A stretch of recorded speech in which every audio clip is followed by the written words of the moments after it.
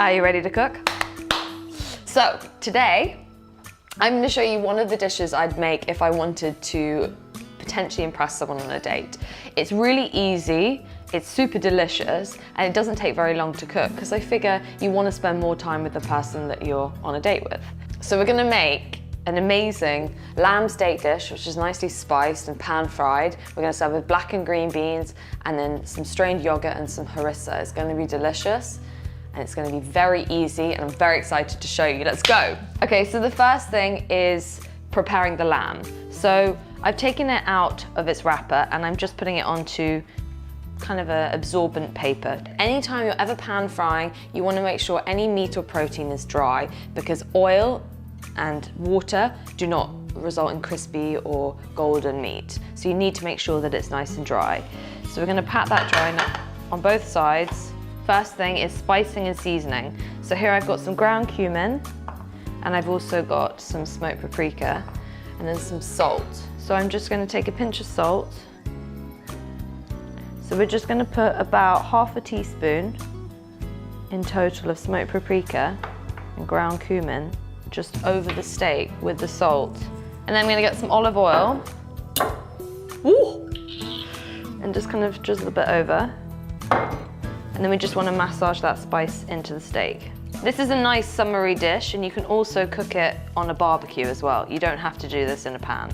I like my food to be really nice and smoky, especially when it's barbecued or pan fried.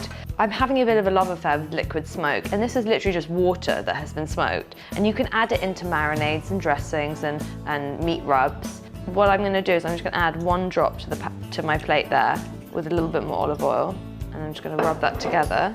And I'm just going to pop my steaks in there. Because we put olive oil on the steak, we're not going to need to put it in the pan. Okay, so the pan is nice and hot.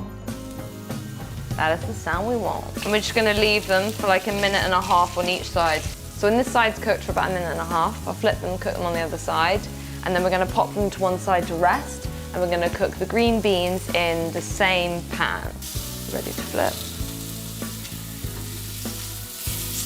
Pop them onto my plate, and now I'm just going to add a dash more oil. I'm going to add a bashed clove of garlic straight in there.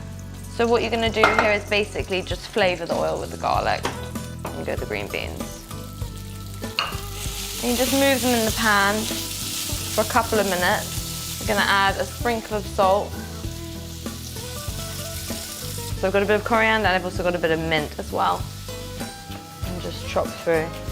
I'm going to save a few bits for the garnish as well. So the beans are starting to soften, and they're being flavoured by that really nice kind of garlic oil. It'll be delicious. So, our serving.